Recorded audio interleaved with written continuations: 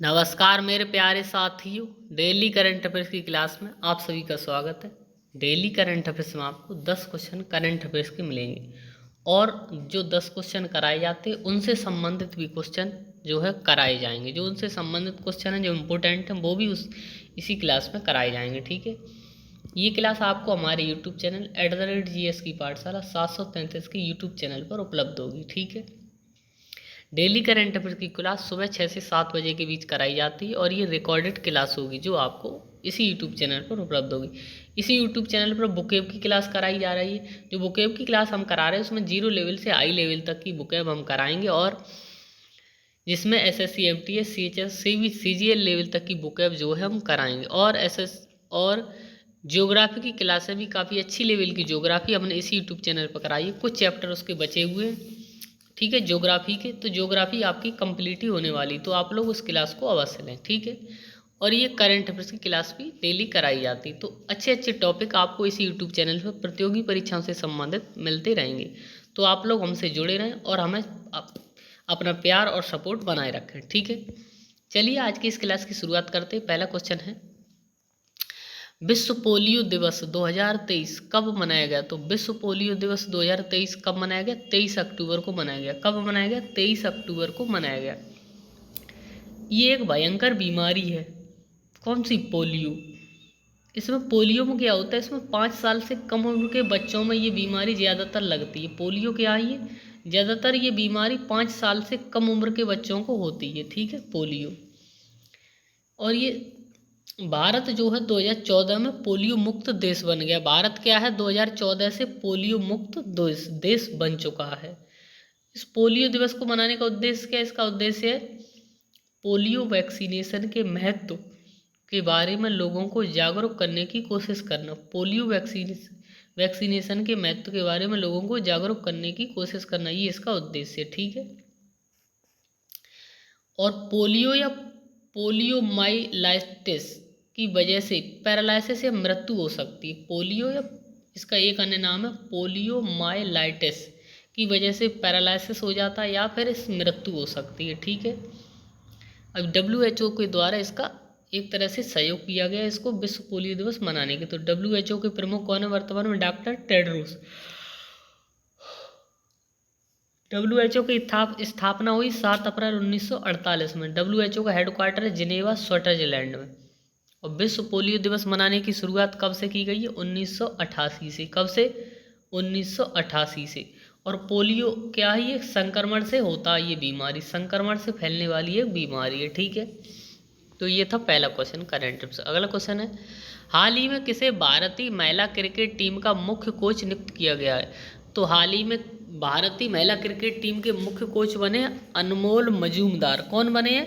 अनमोल मजूमदार को भारतीय महिला क्रिकेट टीम का मुख्य कोच नियुक्त किया गया है। ये पूर्व क्रिकेटर हैं और ये मुंबई की तरफ से खेलते थे। किसकी? मुंबई की टीम जो है उसकी तरफ से इन्होंने कई मैच खेले हैं और BCCI ने इन्हें नियुक्त किया है। मुंबई की तरफ से इन्होंने 171 मैचों में 30 शतक समेत 11,000 से अधिक रन बनाए हैं।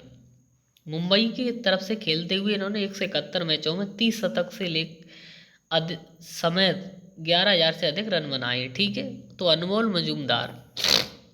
अगला क्वेश्चन है, 2 दिवसीय साहित्य महोत्सव कब से शुरू होगा? तो 2 दिवसीय साहित्य महोत्सव की शुरुआत 2 दिसंबर से की जाएगी। 2 दिवसीय 2 दिसंबर से, और ये इसका 12वां संस्करण होगा। कौन सा? 12वां संस्करण होगा। इसका आयोजन कहाँ होगा? बेंगलुरु में होगा। कहाँ पर होगा? बेंगलुरु में इसका आयोजन किया जाएगा।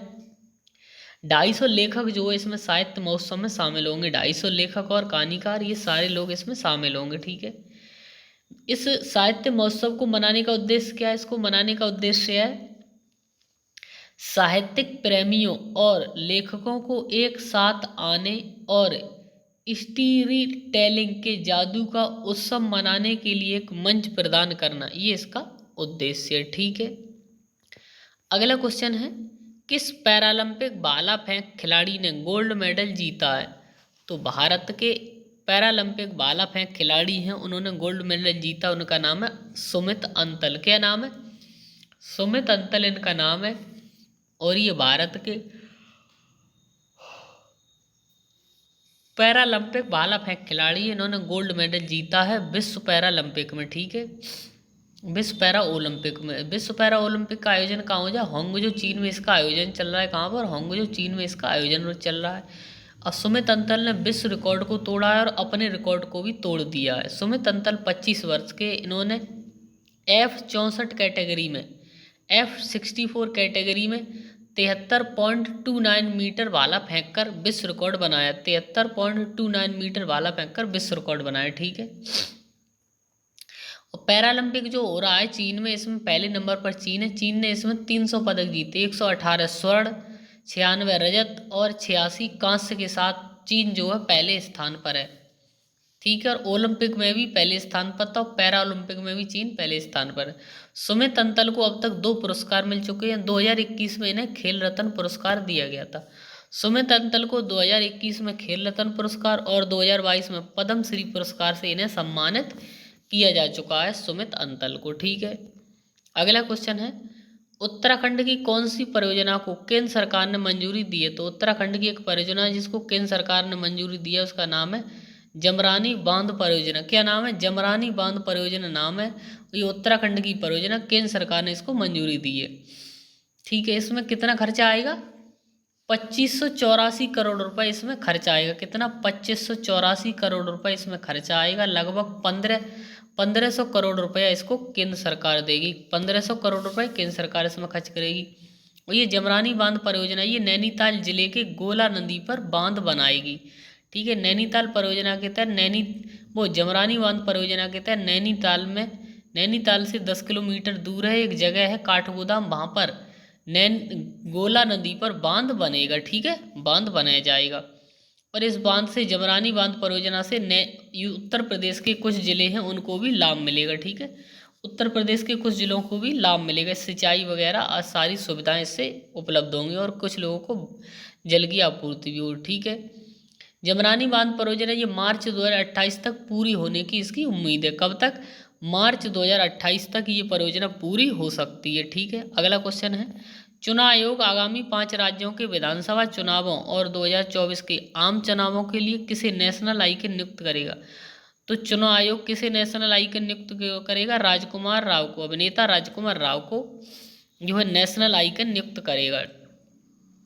और क्यों नियुक्त करेगा, मतदाताओं को चुनावी प्रक्रिया में शामिल होने के लिए प्रेरित करने के लिए, मतदाताओं को चुनावी प्रक्रिया में शामिल होने के लिए प्रेरित करने के लिए चुनाव आयोग अभिनेता राजकुमार राव को नेशनल आइकन नियुक्त करेगा।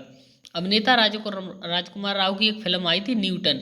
इस फिल्म में अभिनेता राजकुमार राव ने एक सरकारी किलर की भूमिका निभाई, उसमें फिल्म में काम किया था, उसी फिल्म में न्यूटन में। और न्यूटन फिल्म में इनका जो किरदार था वो किरदार था छत्तीसगढ़ के नक्सल प्रभावित क्षेत्रों में चुनाव कराना। तो इस सारी चीज़ों से प्रभावित होकर चुनाव आयोग ने इन्हें नेशनल आइकन नियुक्त किया है, ठीक है। और राजकुमार राव की काफ़ी फिल्में हैं, बहुत ही फेमस एक फिल्म है काफ़ी, ठीक है, शादी में जरूर आना, ठीक है। और भी बहुत सारी इनकी फिल्में हैं और काफ़ी अच्छे अभिनेता हैं। अगला क्वेश्चन है, भारत में एरोस्पेस शिक्षा और नवाचार को बढ़ावा देने हेतु एयरबस ने किसके साथ समझौता किया है। तो भारत में एरोस्पेस शिक्षा और नवाचार को बढ़ावा देने हेतु एयरबस ने किसके साथ समझौता किया, आईआईटी कानपुर के साथ। किसके साथ समझौता किया है, आईआईटी कानपुर के साथ समझौता किया है। एयरबस क्या है, ये एरोस्पेस से संबंधित काम करती है, ठीक है, एरोस्पेस से संबंधित काम करती है। एयरबस एक कंपनी है, ठीक है। तो इसको समझौता करने का उद्देश्य क्या है, इसका उद्देश्य अनुसंधान और शिक्षा पहल के माध्यम से भारत में एरोस्पेस क्षेत्र के प्रतिभा पूल को महत्वपूर्ण रूप से बढ़ावा देना, ये इसका उद्देश्य। क्या उद्देश्य, अनुसंधान और शिक्षा पहल के माध्यम से भारत में एरोस्पेस क्षेत्र के प्रतिभा पूल को महत्वपूर्ण रूप से बढ़ावा देना इसका उद्देश्य, ठीक है। तो ये हो गया 7वां क्वेश्चन। अगला नंबर 8वां क्वेश्चन है, हाल ही में वैश्विक कर चोरी रिपोर्ट 2024 किसने जारी की है। तो वैश्विक कर चोरी रिपोर्ट 2024 किसने जारी की है, यूरोपीय संघ ने इसे जारी किया। किसने, यूरोपीय संघ ने इसे जारी किया। इसमें क्या होता है, कर चोरी करने के लिए कंपनियां क्या करती हैं, सेल कंपनी या खोखली कंपनी को खोलती हैं। जहाँ पर नहीं कर बहुत कम लगता है उन देशों में ये कंपनी खोलती हैं, अपनी वैल्यू बढ़ा लेती हैं। तो कर चोरी के लिए सेल कंपनी या खोखली कंपनी को खोला जाता है। अब बात करें यूरोपीय संघ की, तो यूरोपीय संघ में कितने देश शामिल हैं? 27 देश शामिल है। कितने देश शामिल हैं? 27 देश शामिल है यूरोपीय संघ में। यूरोपीय संघ की मुद्रा है यूरो। यूरोपीय संघ का headquarter Brussels Belgium, headquarter Brussels Belgium में है, ठीक है। अगला क्वेश्चन है, देश का तीसरा नेशनल एजिंग कहाँ स्थापित होगा? तो देश का तीसरा नेशनल एजिंग सेंटर कहाँ स्थापित होगा? BHU उत्तर प्रदेश में, ठीक है। BHU उत्तर प्रदेश में इसकी स्थापना की जाएगी। BHU वाराणसी IIT है, इसी में यहीं पर इसकी स्थापना की जाएगी। एजिंग माने क्या होता है? वृद्धावस्था, जो एजड लोग होते हैं, तो इसमें क्या होता है, वृद्धावस्था जो लोग होते हैं उनकी देखभाल करना इसका काम होता है, ठीक है। नेशनल एजिंग का काम क्या होता है? वृद्धावस्था, जो वृद्ध लोग हैं उनकी देखभाल करना इनका काम है, ठीक है। तो ये तीसरा और पहला कहाँ पर खुला? एम्स दिल्ली में खुला है पहला, और दूसरा मद्रास में खुला है। तो ये 3 नेशनल एजिंग सेंटर स्थापित हो चुके भारत में, ठीक है। अगला और अंतिम क्वेश्चन इस क्लास का है, हाल ही में रोजगार के अवसरों को बढ़ावा देने के लिए I start talent connect portal किसने लॉन्च किया है? तो I start talent connect portal launch किया राजस्थान सरकार ने। किसने लॉन्च किया? राजस्थान सरकार ने। राजस्थान सरकार ने लॉन्च किया ये स्टार्टअप को मजबूत करने के लिए। किसके लिए लॉन्च किया गया? स्टार्टअप सिस्टम को मजबूत करने के लिए ये लॉन्च किया गया। इसमें क्या होगा? रिक्त स्थान का पता चलेगा, जो सरकारी रिक्त स्थान उनका पता चलेगा और उन्हें पता करके लोगों को रोजगार दिया जाएगा। और इसमें स्किल लेबर की भर्ती होगी। क्या होगी? स्किल लेबर की भर्ती होगी। अब बात करें राजस्थान की, राजस्थान की राजधानी जयपुर, और राजस्थान में अभी हाल ही में चुनाव होने वाले हैं। और राजस्थान के मुख्यमंत्री कौन है? अशोक गहलोत। और राजस्थान के राज्यपाल है कलराज मिश्र, ठीक है। तो राजस्थान में अभी हाल ही में चुनाव होने वाले हैं, ठीक है। तो ये डेली करंट अफेयर्स की क्लास के 10 क्वेश्चन की क्लास यहीं पर समाप्त होती है। और ये डेली करंट अफेयर्स की क्लास रोजाना कराई जाती है, सुबह 6 से 7 बजे की भी रिकॉर्डेड क्लास होगी और काफ़ी अच्छी क्लास होगी। महत्वपूर्ण क्वेश्चनों को हम इस क्लास में शामिल करते हैं, ठीक है। 10 क्वेश्चन होते हैं और ये महत्वपूर्ण क्वेश्चन होते हैं। 10 क्वेश्चनों को हम शामिल करते हैं, उनसे संबंधित क्वेश्चन भी हम बताते हैं, ठीक है। तो आप लोग हमसे जुड़े रहें, अपना प्यार और सहयोग बनाए रखें, तो आपकी बड़ी मान कृपा होगी। और अगर आपको ये क्लास अच्छी लगी और हेल्पफुल लगी तो आप इस वीडियो को ज़्यादा से ज़्यादा शेयर करें, वीडियो को लाइक करें और चैनल को सब्सक्राइब करें। आपकी बड़ी महान कृपा होगी। धन्यवाद।